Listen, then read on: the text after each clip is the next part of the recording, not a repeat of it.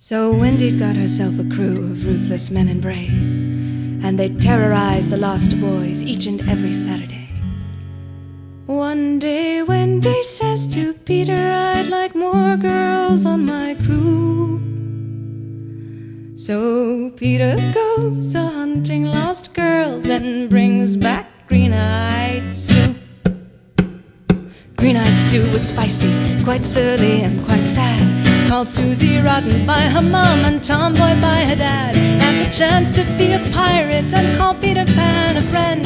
Her face lit up, her sadness fled, and she ne'er looked home again. She proudly followed Wendy and she ne'er looked home again. Sue becomes first mate as she's the first lost girl to live upon the ship and give to Wendy all the spirit she can give. Smee at last retires with Captain Jill's reprieve. It's graciously he goes too wise to show that he's relieved. Peter keeps a-hunting up lost girls for Wendy's crew. The sailors take vacation time with nothing else to do. Sweet Wendy turns each girl into a pirate before long, by teaching them survival, how to sail and to be strong. Wendy's ship it prospers and the girls are eating well, a roving band of sisters singing songs and raising hell.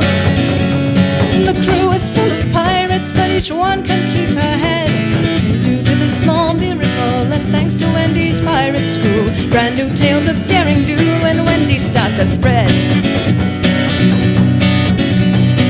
Wide-eyed children visit Neverland most every night, but now new sorts of fans arrive to see the boys and pirates fight. Kings and queens show up in Neverland from all across the world to see the only pirate ship that's captained by a girl.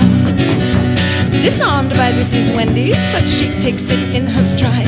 She bows to the Queen of Sheba and shows off her crew with pride. A pirate dropping curtsies is rare, we realize, but she's sure to come up with a bawdy joke and a twinkle in her eyes. Lost girls mind their P's and Q's with twinkles in their eyes. Recall now what I've said about how fairies love to gab. This goes for everyone from Tinkerbell to Old Queen Mab. One night on the horizon a new set of stars was born, and Neverland played host to folk who sailed in fleets of silver boats. No stars were these but the royal fleet of Titania and Oberon. The king and queen of fairy come to Neverland this night, on sailing silver ships that run on mischief and starlight, to meet this human girl child of whom the tales are sweet, and respectfully ask Wendy if she'll lead their royal fleet. Ooh!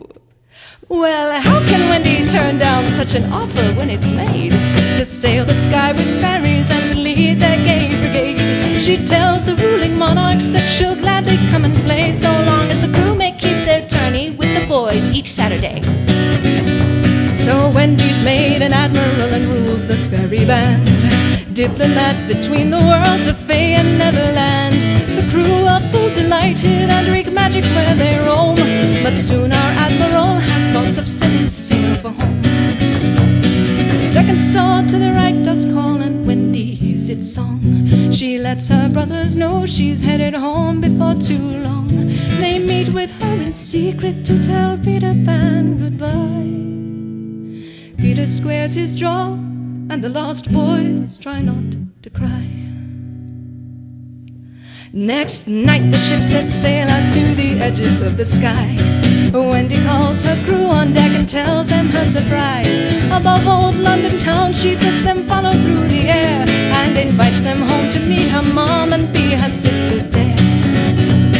Nearly all the crew let Wendy know they cannot wait, but stoic stand a handful, including the first mate.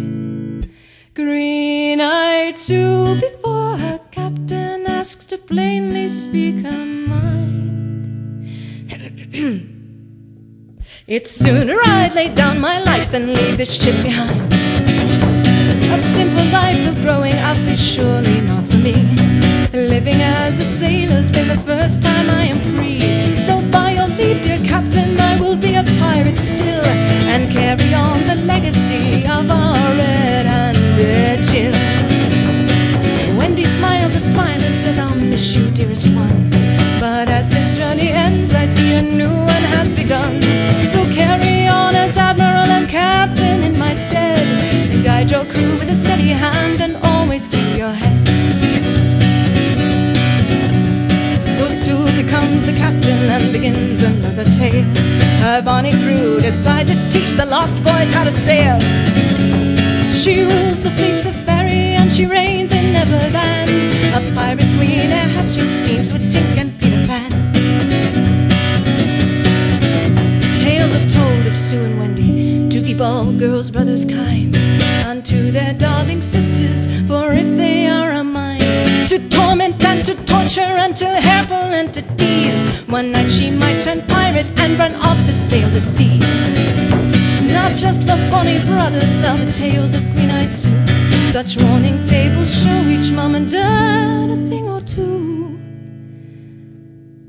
If e'er your sweetling makes a cutlass from a cardboard tube, you'll never rate nor tell her it's a boy's game she pursues. The freer that you raise a mind, the brighter it will bloom, and you'd rather have her home than off to join some scurvy crew, or sail with the likes of Green-Eyed Sue.